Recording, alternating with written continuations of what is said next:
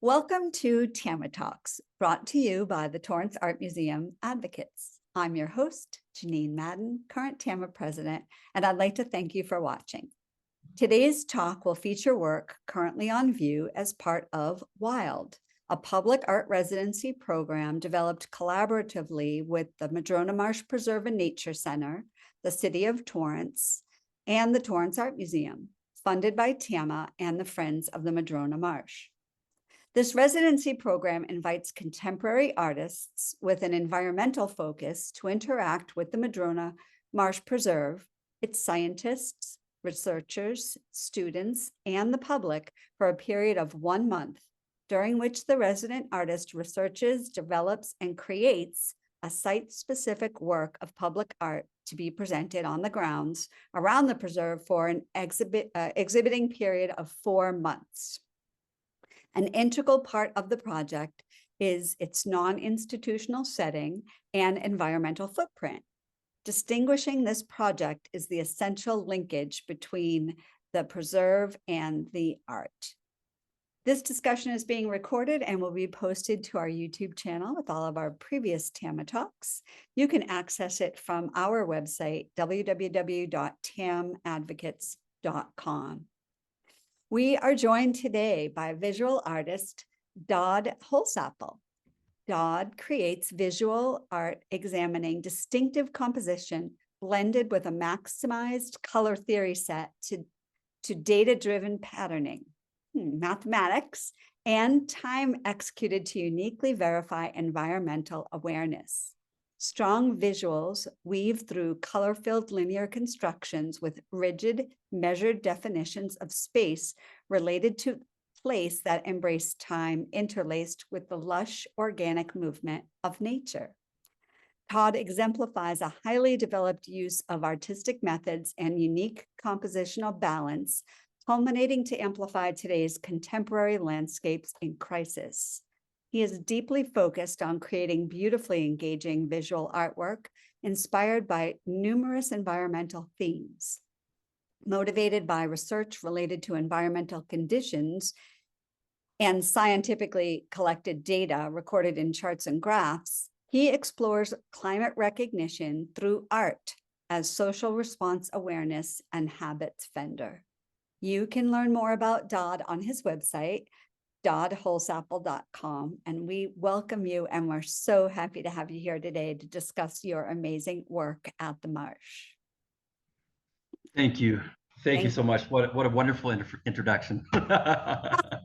Well, it was wonderfully worded, and I did have to practice that one a few times. It was a bit of a linguistical challenge, but it was. Yes. Yeah, I have a bit of a flair for writing, you may tell. It's wonderful. And, you know, it was very, when you see the artwork, it's actually a very evocative of what the artwork represents. So let's get right into it. Yeah, thank you. Yeah, it's interesting that you say that, because the marsh is the same. You know, it's completely interwoven with so many things, and it really resonates with the style of work that I do. I have been an environmental artist for more than 20 years. Currently, it's in vogue now to to talk about the environment and to discuss the environment. I think climate change and those things as being denied previously, I don't think you can you can't deny those things any longer. I don't know if you know that the marsh had a record accumulation of water this past year, 27 inches of water, and I can imagine now, because I haven't been back because I've been out of town. I can't wait to go back, because it must be full of water now. It has to be, because we've had so much crazy weather and rain lately. Yes, yes, and it will be interesting to see over time. I will say the Marsh has a really nicely often updated Facebook page. And so as we get closer and closer to spring, more so in California than here on the East Coast, where it seems like we are ages away from spring happening. Right. We'll start to see those images and the life that's going to spring from all of that water. So yeah, right.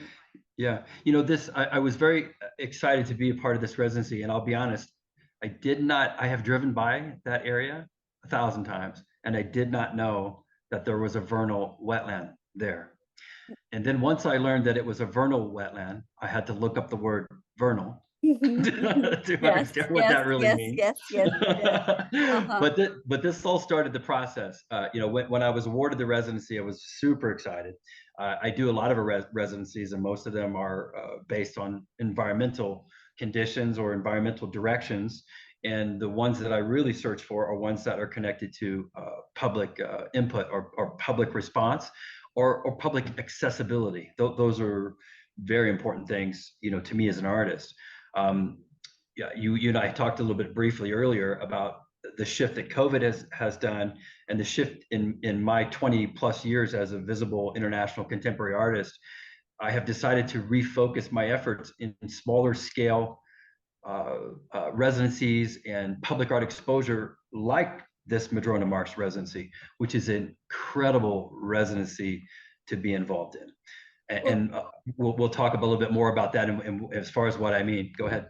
no, go ahead. I was going to say, I think that one of the pushes that the museum is really looking to do is to increase the amount and accessibility of visual art, public art specifically in the community. And so, again, that kind of confluence of the change in what your artistic direction is taking worked perfectly with this particular show over at the Marsh.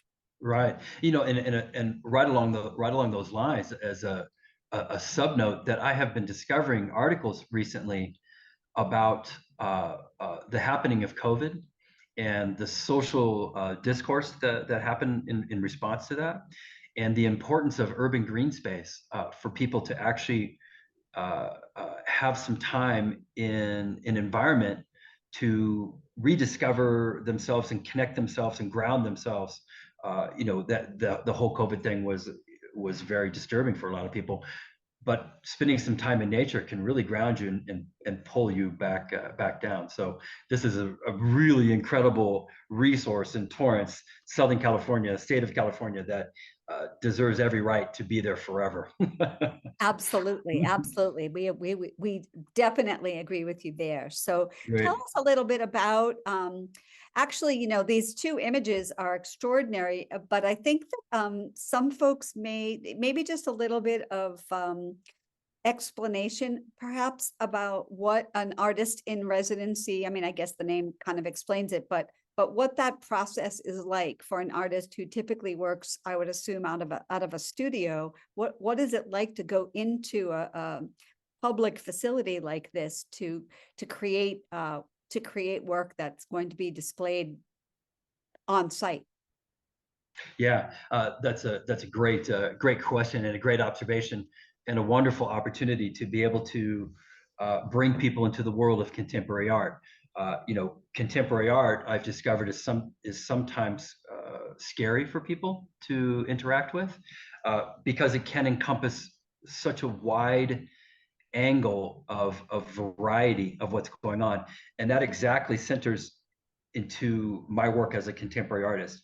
It is my work is incredibly complex in the amount of information that I absorb and then construct into visual representations that are projected by that data. So you had mentioned before, I read scientific journals, magazines. I'm very comfortable around scientific collected data, which is incredible because that's what the Marsh, the museum part is full of it. And as a resident artist, you have access to leave the studio and be involved in technically somebody else's studio, not necessarily an art studio, but rather a collection of science.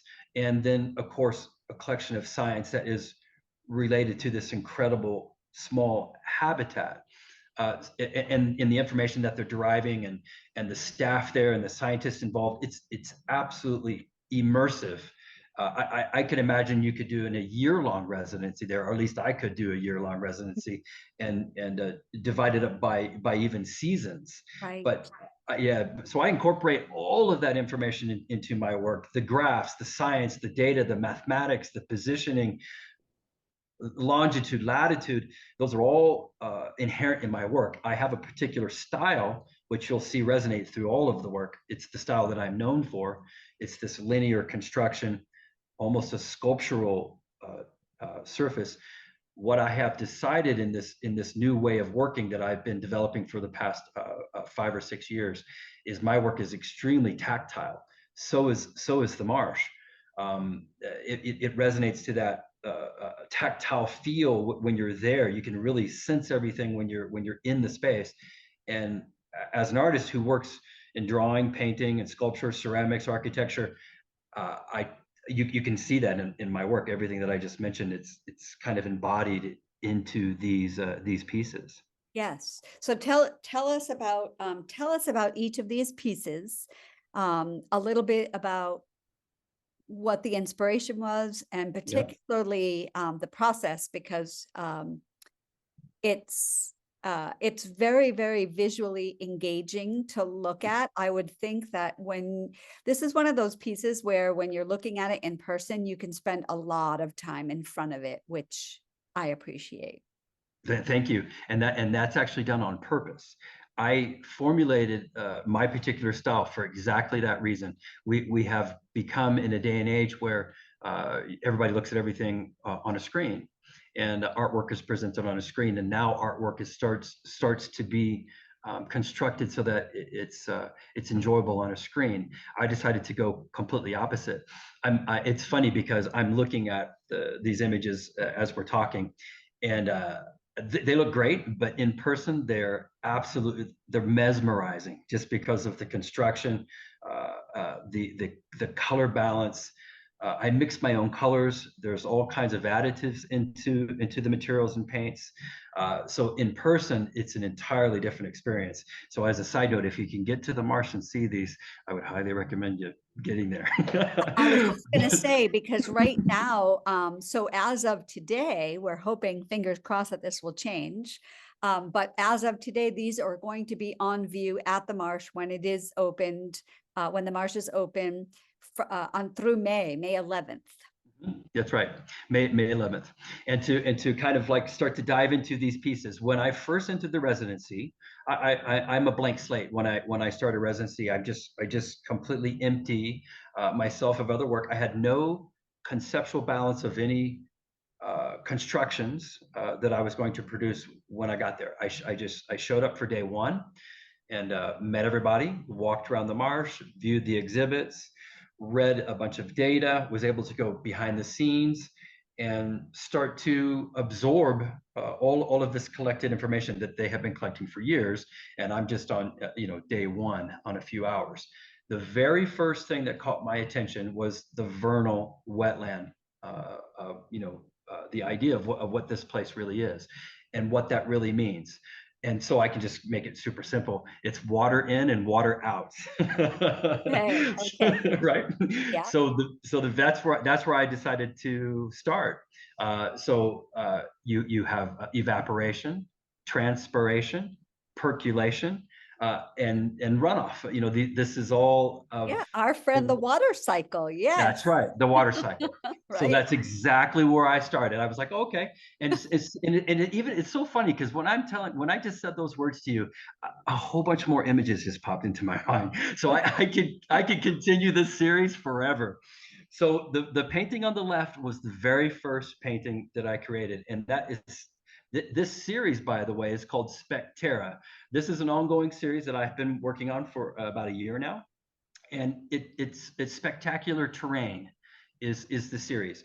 If you know about my work and you follow my career as an artist, I work in series, and this Madrona Marsh series is encapsulated into the Spectera series, or spectacular terrain. So the work on the left is simply evaporation. And now that I've said that to you, that this work is about evaporation, it might start to resonate some ideas to you of what you're looking at. To me, you see all this water leaving, water molecules dancing across the surface in my mind's eye. Yeah. And again, this work is very tactile. You can see that it's raised on the image, but if you're up close to it, it's incredible the surface that's happening on there. But it's water leaving the marsh. It's temperature, it's days, it's time, it's afternoon, morning, evening. as temperature pushes water out of the marsh. Fascinating. And then the one on the right is moon and sun over Madrona. So this is, again, a temperature thing. You can see the setting sun and the reflection of the moon and heat and the water symbolizing rising up out of the marsh. And the horizontal bars can be the water, can be the sky. It's everything at once. That's to me what contemporary art is. It starts to really capture so many different variations of what's happening. Now, would these two images be, because I know we have several coming up, would these two images be appropriate to discuss the process? Oh, absolutely, sure. So I have developed a painting style that is uniquely mine. It's constructed. I work in all water-based materials. I mix my own paints. I work with artist grade paints, but then I add several additives, including powdered glass, all kinds of light reflective, light reactive paints, all mixed together in my own special techniques. That's why in person, the works have a glow effect, like they push light back. That's called light fastness. And again, it's interesting because when you're in nature, the sun does that too. You know, you have the golden hour in the afternoon where all the colors become more intense, depending on the sun's angle. So that's kind of what I'm after. But there's a construction on these works where I start from the foundation and start to work out. The tactile effects are created first. Then there's a color layering process that I have to realize at the end and then back it down to the beginning and walk it forward. So I visualize these works finished, and then I construct how to get there, and then back them down to zero, and then bring them back forward. That's kind of the best way that I can give you my mind's eye of how these works are constructed.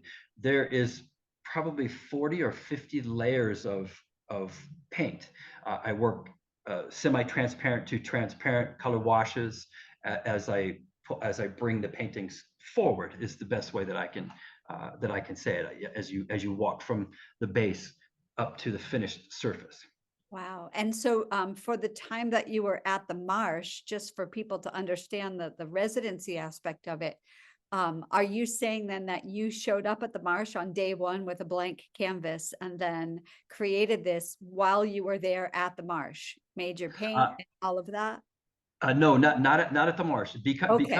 because of I work prolific. I don't work on one piece at a time. Okay.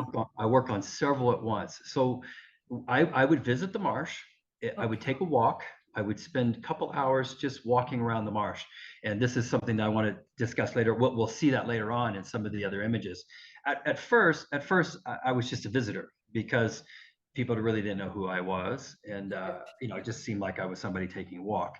And everybody's very friendly, but I was there usually early in the morning, so there's a lot of early morning walkers there, and then a few people that I noticed were scientists, but I didn't have access to them quite yet. Because I was kind of new, but I had my sketchbook and I would walk around the marsh, take some pictures, note things that really resonated with me. For instance, beetle tracks.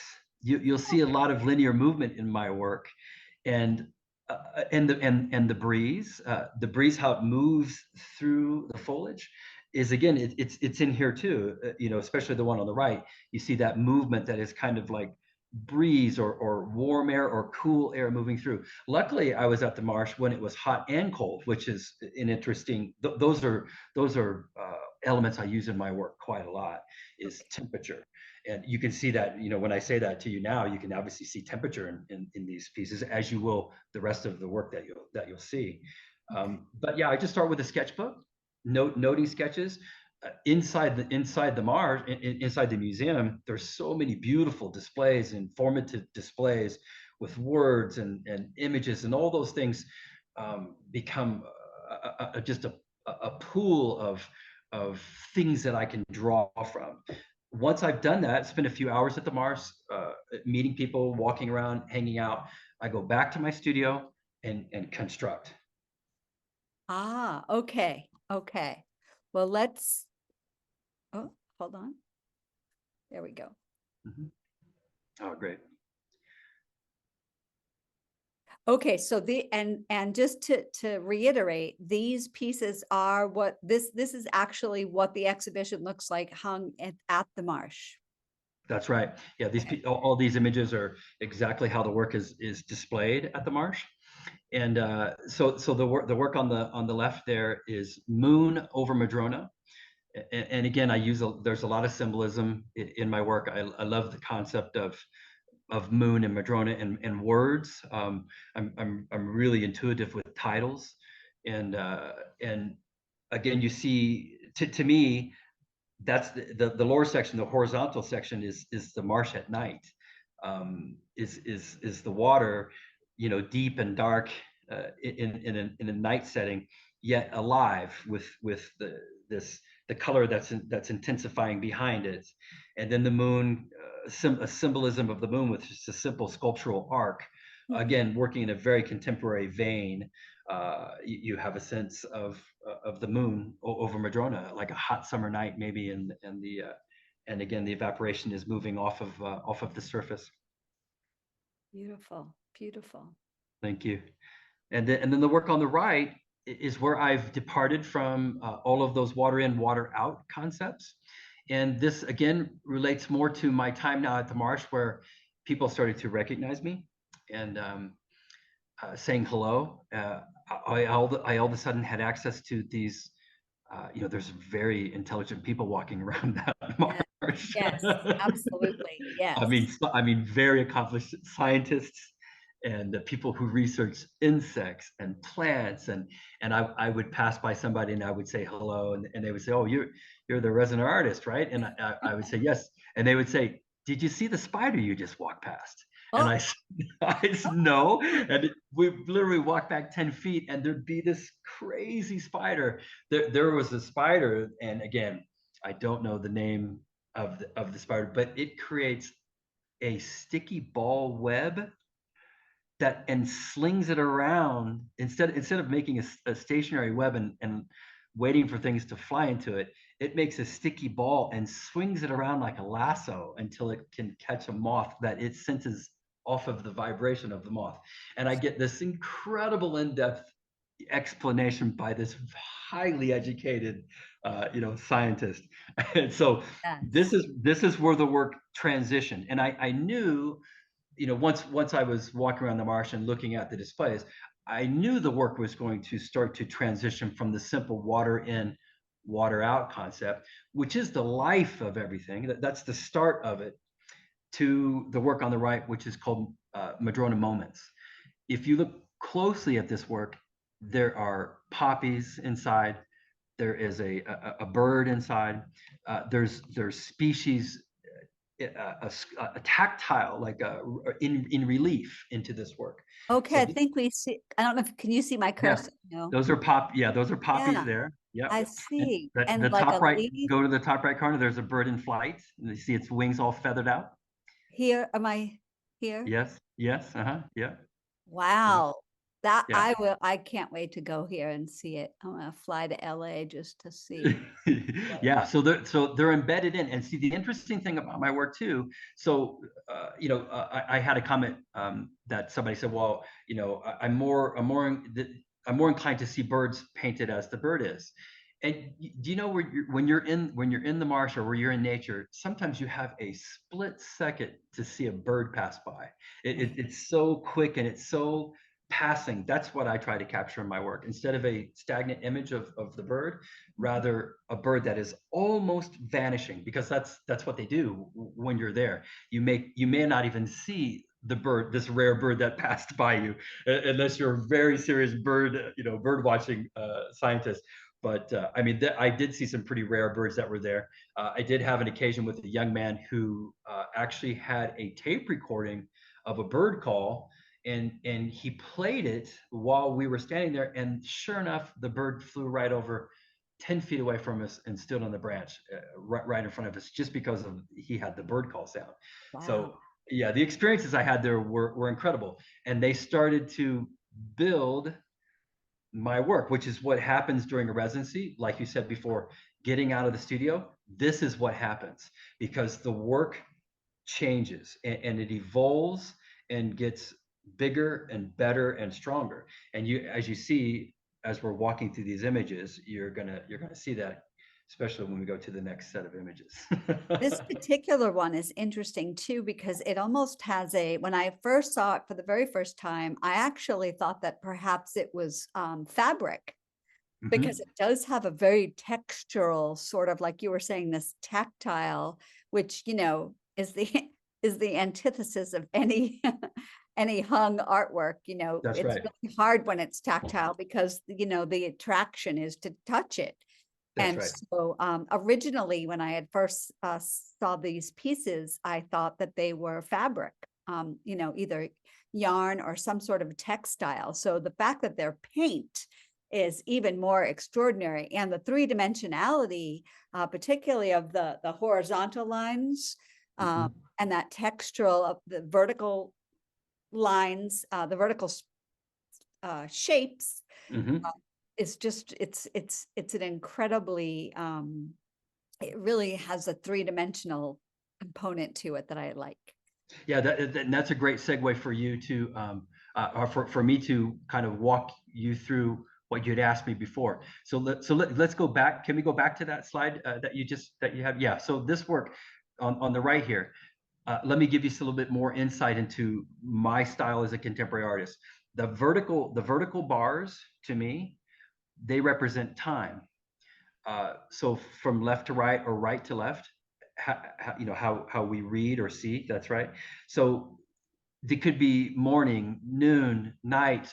It could be days, weeks, months, years, decades. So as we're moving those vertical elements up and down, are representations of time.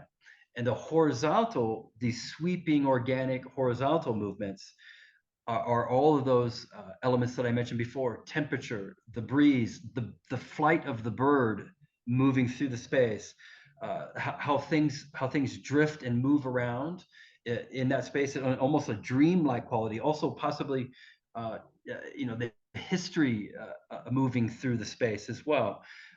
And again, if you notice the bars, the horizontal organic lines are fatter at the bottom and they're thinner at the top because I'm also playing now with scale. The linear movements at the top seem further away than the heavier linear movements moving across the bottom seem closer to you. So I'm placing the viewer into a very complex situation that you really don't need to know all those things. But it's, as a contemporary artist, I compile my work with so much data and factual things to hold on to. There's discovery for you as you own my work. I have people who call me and they say, I just noticed something in the work that I didn't see, and I've had this painting for years. Right, exactly. And it's interesting too, because I think that one of the challenges, an unfortunate challenge with contemporary work is that, and particularly abstract work, is that, that we want to know what it is. We want to know what it's about. And I think by giving us the context for those people who need to be able to explain it, by giving the context, I think kind of helps stop that little bit of, angst Apprehension. that they Yes. feel in their minds. Like, I don't know what I'm looking at when someone looks at like a Pollock or something. And really it's just about that observation. Although I do appreciate the fact that you are able to, I'm kind of air quoting the word explain, Mhm. for those people who want to know, exactly what it represents. Yes, thank you. Yeah, and I love talking about my work, and I love bringing people into it. And again, I do ride that line between, like you said, a Jackson Pollock, which is very hard to confront, even for myself as a contemporary artist that's very educated and studied art history.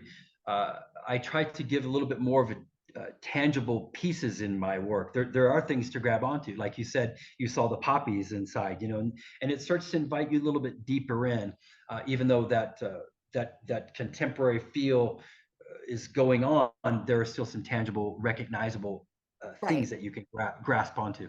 I think our brain searches for those, you know, Yes. we're always looking for something that we can recognize. I don't think our brains like the indecision of not knowing what we're looking at. Yes, I think you might be right. All right. Okay to go to the next one. Yes, yeah. Okay. Yeah, here's where the scale now jumps. And again, thank you for the opportunity to discuss these works. I went, like I said, I'm prolific as an artist, and at the time I started to have these interactions, you know, this is a very short residency, by the way, and I was able to put all of these pieces together within that time span. Just Um, 1 month, right?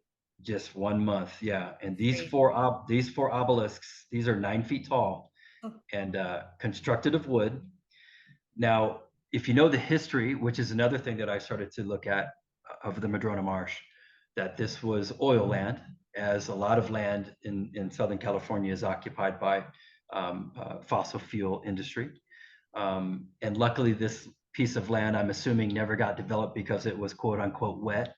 sure. Right. Right. And somebody had to figure out how to fill it in, which I do know people who grew up in Lomita and grew up in the area that learned about me being a resident artist here, and everybody would say the same thing. Oh, that place used to be a lot bigger than it is now. Oh, So yeah, there was a lot of wet lands here that did get developed and filled in before, luckily, this piece got secured and stopped. So if you see these obelisks, there's something that is going to be resounding for you in a moment. They are crafted in the shape of the old style oil derrick rigs that dotted the landscape in the turn of the century, 100 or so okay. years ago. Wow. Okay. So I'm paying homage with these obelisks by crafting them in the style of what probably well I know what actually was on this land. I did talk to a scientist and a resident on PV that Palos Verdes that has been involved with this area and used to walk in this area before the Madrona museum and stuff was there, and he said that that the amount of pipes and oil derricks and drill rigs on this property was enormous. That there was an enormous amount of time of all this removal of all this oil industry stuff. Right. And I That mean, the refinery is not very far from the Madrona Marsh. No, it's not very far at all. It's just right east of the marsh, and they occupy an enormous amount of space. And some of it still looks kind of rugged, original landscape. So yeah, so these four obelisks were styled in the shape of an old derrick. And for me, I decided to divide the space now, as I've spent time there, divided into four motions was a good word for it, because I'm not trying to make a scientific statement or anything like that. I just decided to divide it up into four digestible encompassing things. So on the left you see the three stacks there. The one that's closest to us is swim. The one in the middle is crawl. The one furthest away is fly. And the one on the right, that's in its single image by the entrance of the preserve, is grow. So that's how, in my artistic mind, I divided the place up. So grow is completely covered with tactile plant species.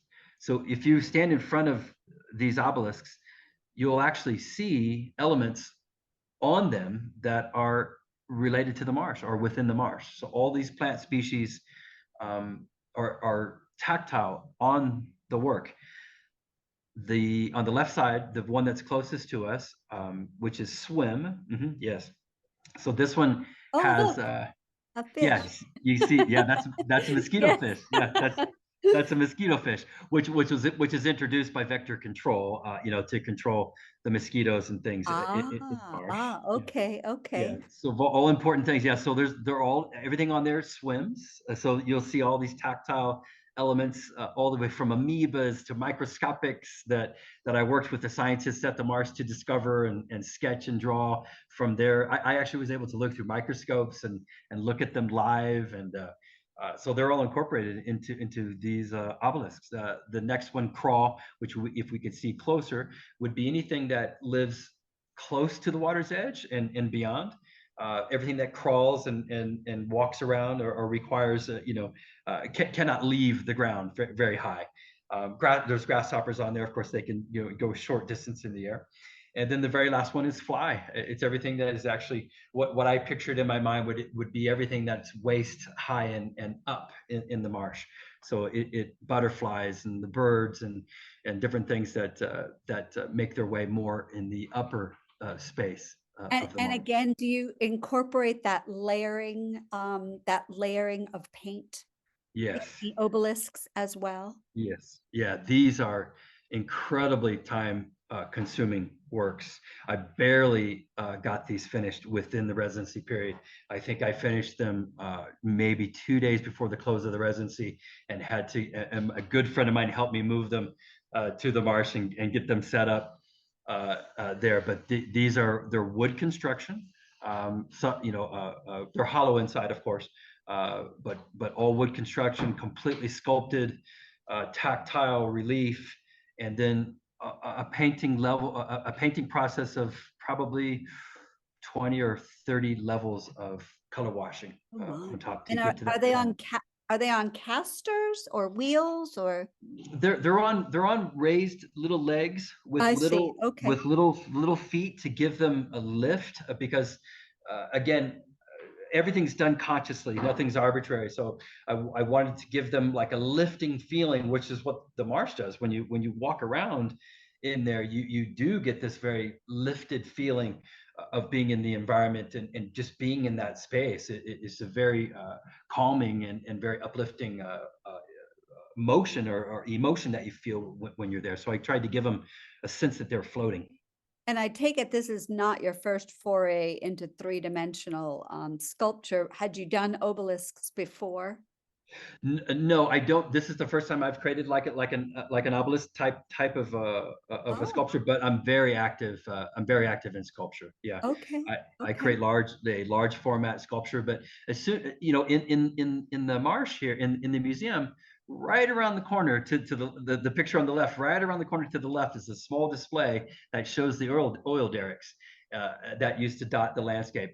And Okay. when I saw that, I really like that shape. I really like that. If you've ever seen an oil derrick, even the timber gets a little smaller as it gets to the top, and they do have this very imposing feeling. But I thought, oh wow, I'm going to definitely do something that is going to capture, those oil derricks that used to be here. So that's when I just kind of came up with these. As I say, I'm very prolific, and when an idea hits me, it usually is pretty thought out. Like it'll hit me, and I'll have the resolution within a couple hours of exactly what the pieces are going to be. It's so impressive. And I am sure that the majority, if not every single visitor to the Madrona Marsh Nature Center is thankful that these are the derricks are represented in your obelisks as opposed to the real thing. Yeah, well, that's for sure. That's for sure. Now this is interesting. Go to the next slide. Okay, so this is the this is another level of my work. So this is Madrona Moments. This is a more of a closer up image of it under natural light. What I incorporate in my work, and I have not been telling many people about this. I've been working this way for the past couple of years, but in Croatia, which we'll see a little bit later on in this presentation, this is when it got out.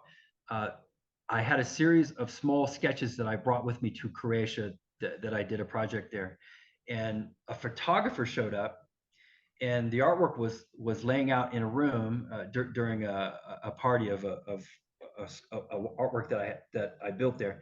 He turned on a lighting system that had black light, Oh, ultraviolet light in his lighting system, and all of my works jumped off the table because I use light reactive paints mixed into my paints. I use all kinds of different light reactive paints, day glows, fluorescence, because it amplifies the color, but I don't tell anybody about what happens. I let it be a surprise for people later on, but now the cat's out of the bag. I'd say so. And I will say that we can definitely see, the bird, oh, sorry, you were referring to earlier here, That's right. and the poppy and more Yes. flowers here. Yeah, And there's a those are, grasshopper here. Yeah, there's go up a little bit. Yeah, there's a grasshopper oh, I right there. see his Yep. little antenna. Hello. Yeah. Yeah, but these images are painted within the work. That's right. Okay. Now, if you go back to the left, this is the same. Go back to, yeah, that's the same painting under altered lighting conditions. Oh my. So And this is the lights turned off and an ultraviolet light shined on it. and did you create the image knowing that it would look like this under ultraviolet light? No, that would be impossible. It's more intuitive at this point. I've been working Okay. like this now for several years, so Okay. I kind of know what things are going to look like. Okay. As I have spent about 10 years developing this style.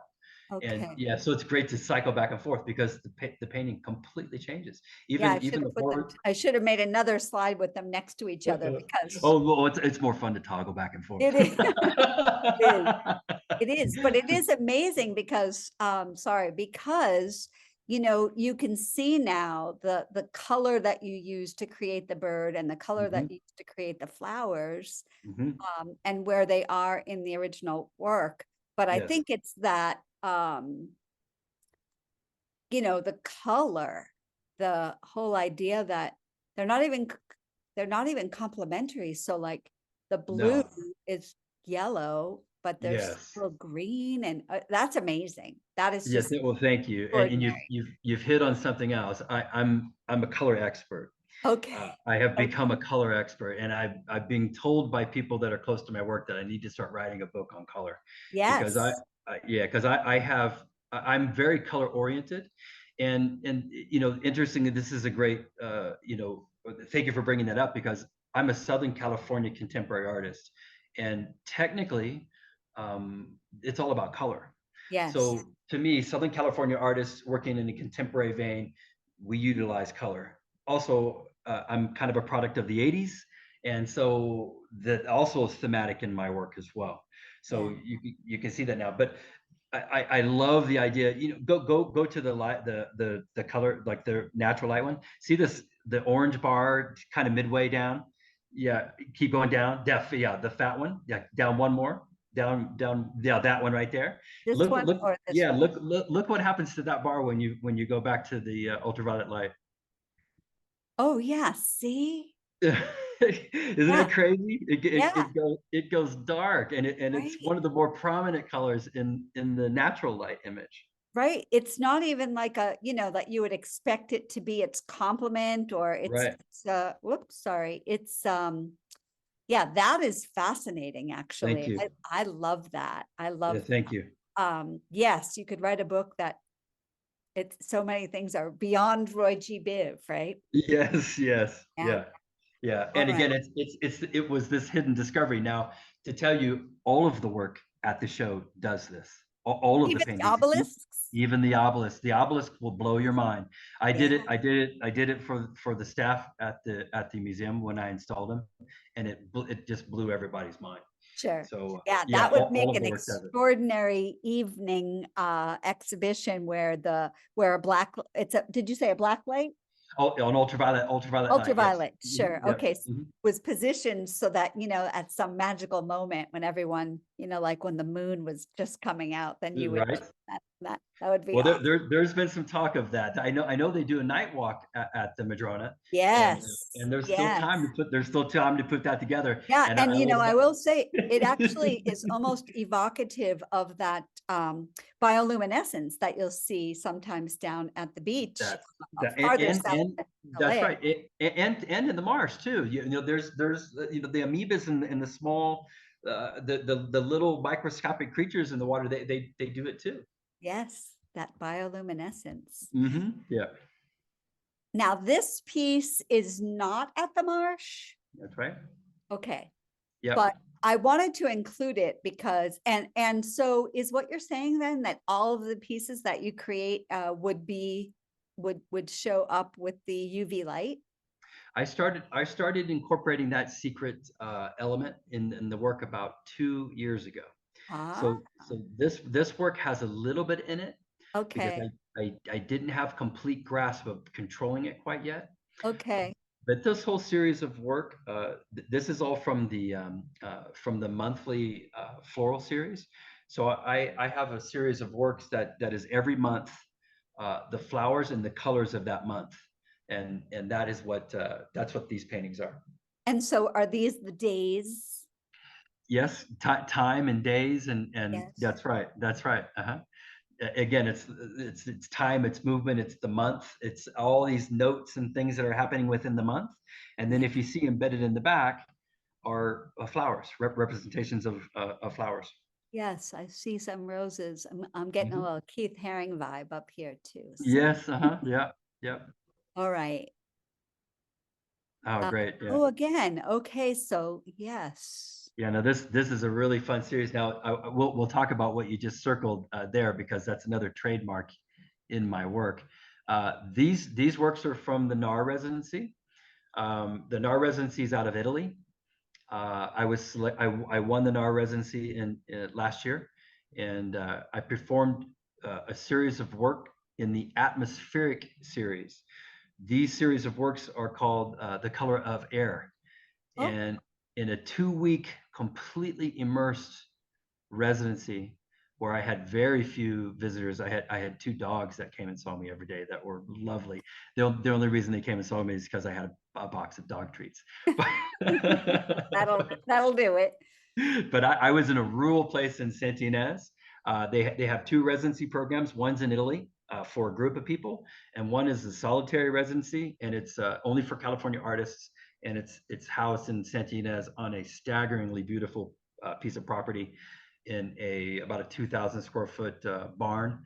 And I lived in the space, and I worked 10, 12 hours a day. And in 2 weeks, I created 13 artworks Wow. in that series. So this series is called The Color of Air, and it's an atmospheric series. It's about temperature and air pollution, plants, the sky, movement, heat, cold, everything that's going on with us in an environmental and climate awareness condition of the air that we breathe. Um, what you had circled before on the top left corner is incorporated in almost all my work. I put doilies into my work. So Okay. those are vintage doilies. Ah, and the actual doily goes into it and then you That's cover it with correct. paint. That's correct. Wow. Yeah. Fascinating. And then there's some sculpted effects you see kind of moving across, some tactile effects that to me are shapes of air or shapes of movement, different things like that. I use these shapes quite often in my work. And they are created just by the application of paint. Correct. Is it like an impasto where it's just Yes. thickly layered? Okay. That's right, and that's a great work. These are terms that I utilize in my work. Scumbling. Scumbling is the Oh, paint technique yes. that I use. I learned about that a couple of Yes. weeks ago at a class. Okay. Yeah. So scumbling is the paint technique. So I'm very technique driven. I'm very historically correct into art construction and art techniques and contemporary art techniques. Impasto paints. My paints are very thick but it's interesting you say that. Because I apply pressure, and so brushes have different pressure allowances based on the bristles of the brush. Some of them are quite soft and don't require much pressure at all for them to push paint. Some of them require a lot of pressure to push paint. And when you do that, you get different techniques of scumbling. So again, my works are very artistically educated into artistic processes for making art. I was just going to say this would be extraordinary as a teaching tool, right? To introduce concepts about art, I mean, just strictly from a line, from organic and geometric and space and color and light and dark. I mean, you've encapsulated all of those, I say basic art terms, but have, you know, they're elevated to a point where they create this image that, you know, would be a wonderful teaching tool.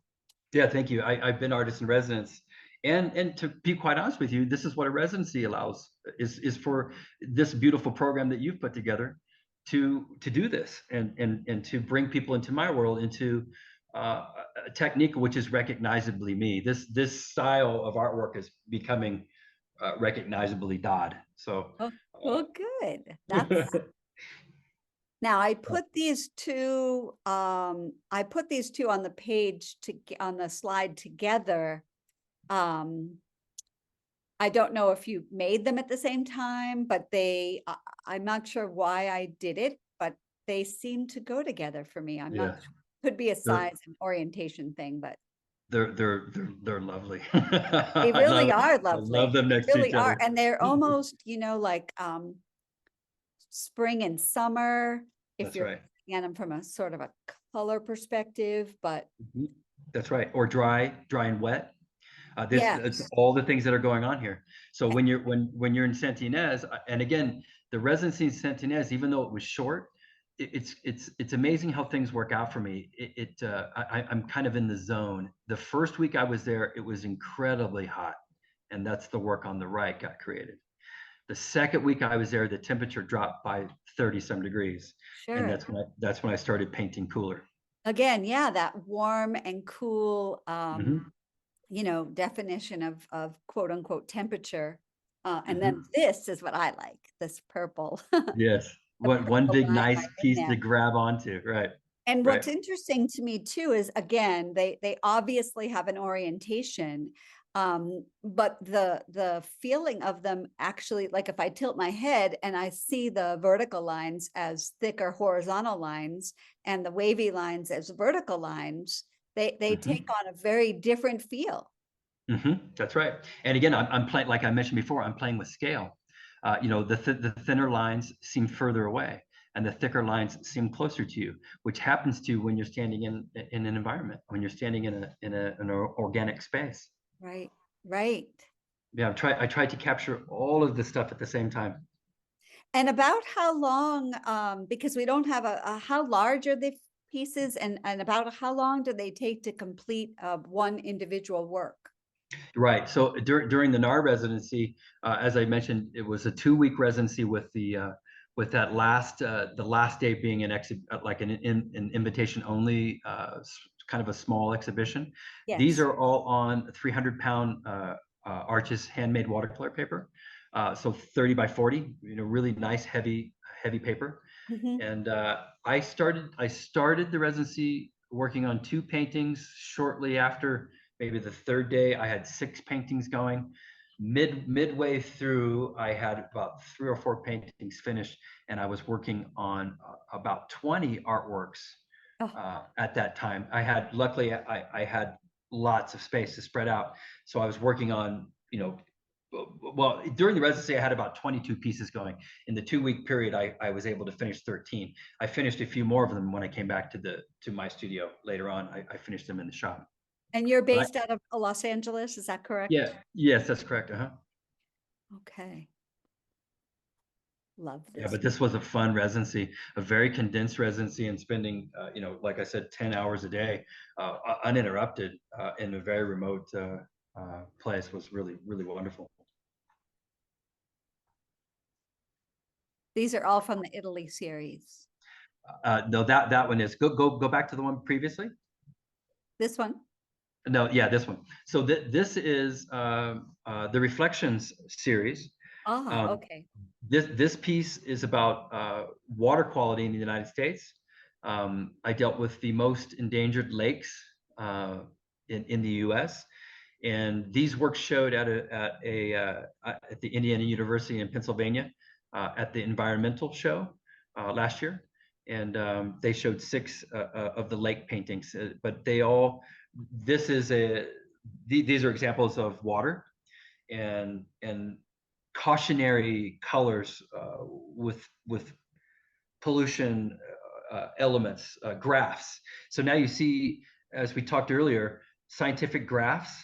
Uh, I'm really drawn to scientific graphs when they go from kind of a casual, I guess, a calming color to an alarming color as they get to red normally, or like, you know, magenta or some really deep tone. Mhm. So that's what's happening in these works. These are all water. You see water elements moving across the tactile pieces. And again, by scale, they're heavier at the bottom than they are at the top. They're thinner at the top to give you a sense of looking out across a lake. And then this graph, this cautionary graph of mercury poisoning or waste runoff, industrial fertilizer runoff, everything that's affecting our beautiful waterways. So these series are about the lakes. Yeah, again, I have to say, I mean, I in a way, I'm very anti-label, you know, when you're going into a museum, I like people to spend time in front of the work. Mm-hmm. But I also think what these talks are helping me to understand is that the more you understand about what the artist is trying to convey, um, again, they're not telling you what they want you to see, but they That's are right. telling you what you know, why the works were created and what they're trying to say in them. That's right. And I think it lends some context and perspective for the viewer who otherwise may look at this and really, you know, I would have to sit on the floor and look at this piece. Right. And that's really beautiful what you said, because it should be a little challenging. It Right, shouldn't just be easy, because easy is what's gotten us to this point right. with the environmental disasters that we have all over the place. So, you know, it has to be challenging. You know, I have a daughter, and, you know, talking to her about, you know, these things are not easy to solve. Yes, industrial runoff, mercury poisoning, fertilizer, you know, runoff. These are all very complicated things and very difficult to fix if you're using like a labeling type of a word. It takes incredible amounts of resources and incredible minds to come up with those solutions. As an artist, you have this unique opportunity to present things like this to start the conversation. Right, right. An incredible sense of conscious for the people who are creating the situations in the first place. Mm-hmm. Mm-hmm. Same series? This is from the NAR residency. Yeah, this Okay, was sorry, I created. got the order mixed up there. No, Okay, that's okay. Yeah, this was created up in Santa Ynez. Again, okay. this was one of the latter works. You can see it was. I think I had to put on my long johns to to sleep. It was getting quite cold. Sure, sure. I would get up. I Yeah, would get up at about 5:30 in the morning and make my way to the coffee machine and try to warm up a little bit. But yeah, right, right. it was I cool. I But think I see those the you know, the freezing cold morning, and then you get yes. into the midday and you get a little bit of sun, and then it starts to get cool as the day goes. Then it cools down again. That's exactly right. Yeah, yeah, exactly right. So you see See, I'm the learning horse. how to, right, I'm learning Yeah, how to interpret the work. that's right. Yeah. So you see Okay, that one moment where it gets warm, and you look at the doily. If the doily had a little bit of resonating heat on it, as if a sun, yeah, it's trying to get a little bit of sunlight on you. yeah, yes. All right. And then these final pieces, because you did say, Yeah. is there a difference between environmental art and obviously there is a difference between environmental art and land art. I would think that land art, well, Yes. tell us about the piece. That's a great.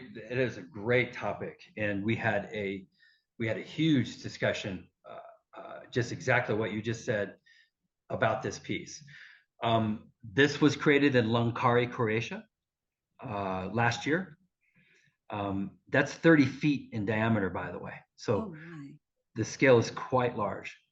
And this was an RFP, which is a request for proposals. I won out of a couple hundred submissions. This was challenging. This project was presented. This area where this piece was built is a dump site. Oh, And yeah, so this area right here was an enormous amount of trash and debris. There's an incredible group of people you can Google it. It's not too late is what you can Google, and you'll find this incredible group of people who have been cleaning this area for 10 years, I think. Mhm. This location that you see off in the distance, and you see a trail running along the right side of this installation. By the way, this piece is called Sea Glass Again, SEE Glass Again. Sea Glass Again is the name of this piece. So the trail goes a long way to this incredible hiking spot. There's mountain climbing, rock climbing, and tightrope walking, where people walk a cable. Yes. It is incredible. So up around that corner is a gorge with a river down below, which feeds the Three Seas region. The Three Seas region connects to the Adriatic Ocean. So, Ah, so okay. this piece is about sea grass, like the grass that grows in the sea, because Yes. it is a blue carbon. If you start, seagrass is becoming a very critical thing to our environment. Yes. It absorbs the bad, and it produces a lot of good. And Mm. unfortunately, there's a seagrass that grows in the Adriatic that takes about 20 years to recover once it's destroyed. Mm. It's destroyed by numerous things. People wanting to make beaches more quote unquote accessible for people, and people Right. think that the seagrass is kind of gross for to walk on, so they clear it. Yes. Also, boat anchorage and things like that disturb the seabed. And there's three kinds of seagrass in the Adriatic. Two of them grow pretty rapidly, but the third one, which is the most important one, once it's damaged, takes a very long time to reestablish itself. Right. So this piece I created is a place to sit and reflect. It's a place to meet. For me, you notice there's a lot of circular movement and round shapes in my work. It's because it creates a wholeness. Everybody's equal in this platform. There's no way in, because I'm not suggesting you get in any way. Everybody can get in any way that they want. If there's no right or wrong way to get in the circle. You can sit here and contemplate. You can perform. You could teach. You could have a discussion, or you could just simply sit and have your lunch and enjoy nature.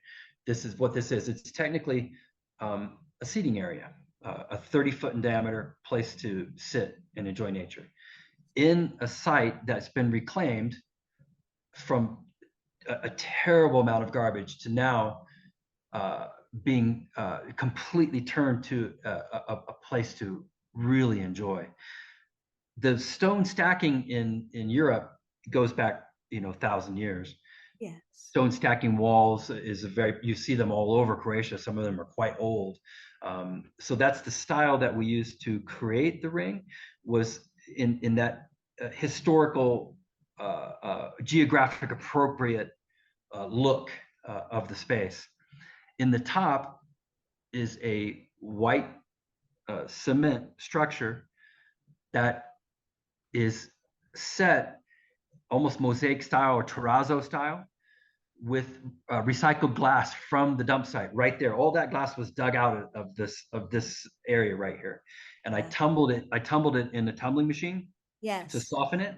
Hmm. And if you look down on top of this, by the way, you can Google Earth, Langkari, Croatia, and you can see this from the sky. It's incredible. In the middle of nowhere is this perfect circular ring, and in the top, created out of the glass, is Eurobos, the dragon that eats itself, the symbol of rebirth or recycling. Ah, Yeah, so right about there is the head, and okay. yeah, and his tail goes into his mouth, right about there, and so it's a Okay. serpent shape that goes all the way around the piece. This stone work also reminds me, I'm not sure if I'm pronouncing it correctly. It's South African. Is it steppe?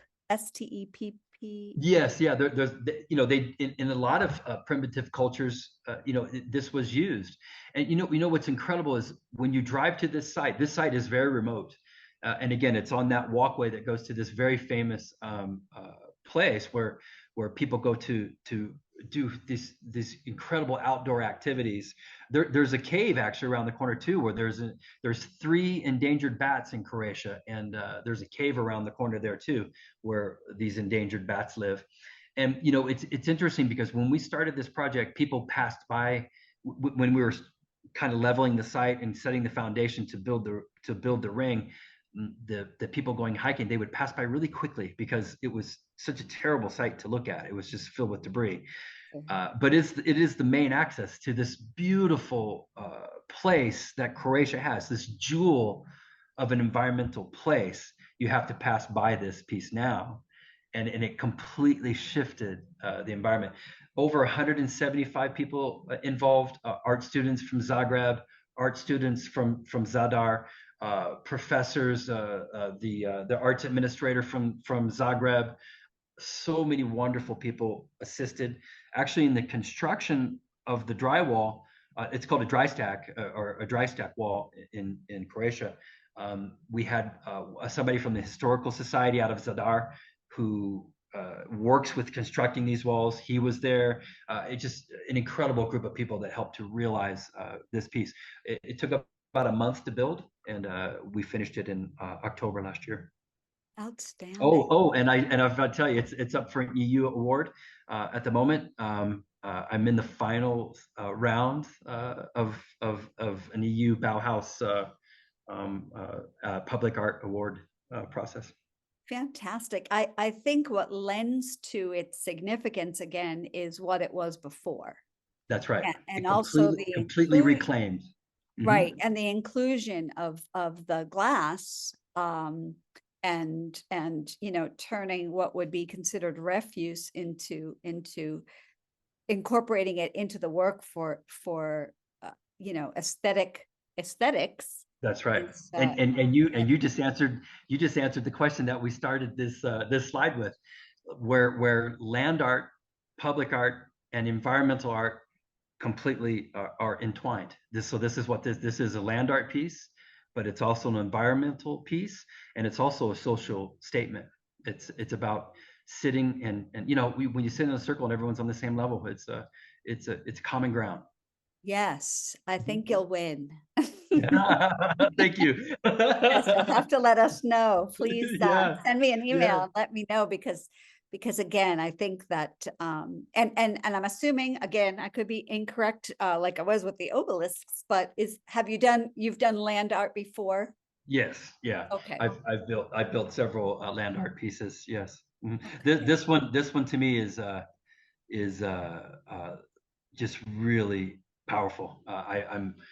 This whole process was a very challenging process to pull off.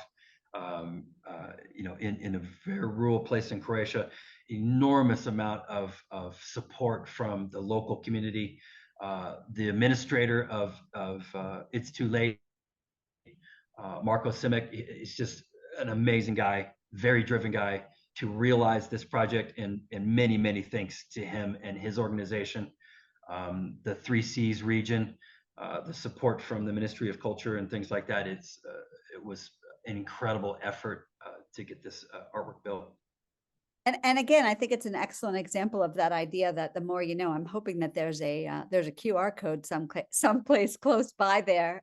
There actually is. There's a sign. There's a sign on the way in that's in English and Croatian, and it has a QR code on it as well. But can you imagine? So the bottom left-hand corner is looking back the other direction, and you see the road. You see on the right. You see that road that goes back between the bushes. Here? Keep going around to the very back. Oh, here. Yeah, right there. So that road takes you back down to the 3Cs region. So if you were to travel back almost to where your point is at the end of that, you look off of a cliff and you're up really high in the air, and you can see the 3Cs region, which are 3 small bodies of connected water that do connect to the Adriatic Ocean.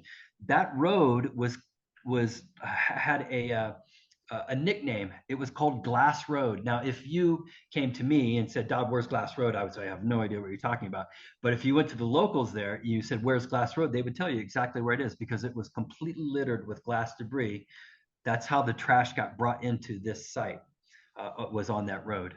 Interesting. I'm assuming, unfortunately, now that they'll have to bring it somewhere else. That's true. Yeah, that would be the worst possible Yeah. thing for them to use it. Oh, this spot has been reclaimed, and the local pride in the communities nearby is amazing. Everybody, when I was leaving, I spoke at Zagreb University at the art department. A huge amount of support for this piece, and a lot of people are very happy that it's there. Yeah, and I think again, exemplary example of the idea that, you know, that kind of transformation can be happening in many, many places. Uh, Mhm.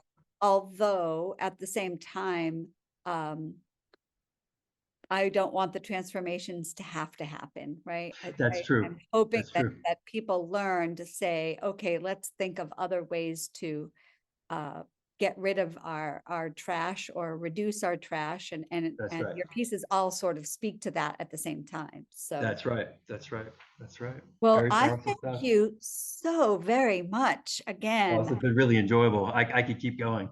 I'm sure. I am sure. I want to thank you so much. Just to let everyone know that the Madrona Marsh is in Torrance. Their hours of operation are on their website. I'm sorry that I did not include them, but you can Google the marsh. I know that their hours are very dependent on the weather, and because, you know, with the exception of the small museum that they have there, I don't even know if it's small. The last time I was there, it was closed because of the weather. Mhm. But the majority of the marsh, you know, you can walk around it, and it's weather dependent. So when the weather is not good, which is unusual to say about Torrance in Southern California, but when Not lately. Not not lately, not lately. And, you know, that kind of got me thinking, because I thought to myself, when we lived there in we left in 2016, when it was super, super, super dry, and when it would Yeah. rain, you know, it was, Yeah. it made the front page of the Daily Breeze. And Yes. so, um, Yeah. And just to kind of let you know, the 2 or 3 weeks ago in Topanga, they had 11 inches of rain in a few hours. Yes, yes. And so that's, you know, the whole idea of the changing climate, and the fact that there are artists like you whose work, you know, would look very, very different had you gone to the marsh at a different time before all of that rain. Mhm. I think is genuinely, literally reflective of what the conditions are on any given day while you're there. So, I agree. Yes. yeah. Well, thank you again. I appreciate you coming on to explain a little bit more about your work. Thank you, and thank you for including me in this important program. I hope it documents forever our discussion and the importance of it. And I also just want to take a moment to thank everybody at the Madrona for supporting me, the staff, Steve that runs the place. Incredible, incredible, incredible people. What they're doing is incredible. And if you, well, I won't even say if, go to the marsh, go take a walk, go look at the museum, support them. It's a very important place, and like I said earlier, it needs to be there forever. Absolutely. Absolutely. Well, thank you so much. Thank you.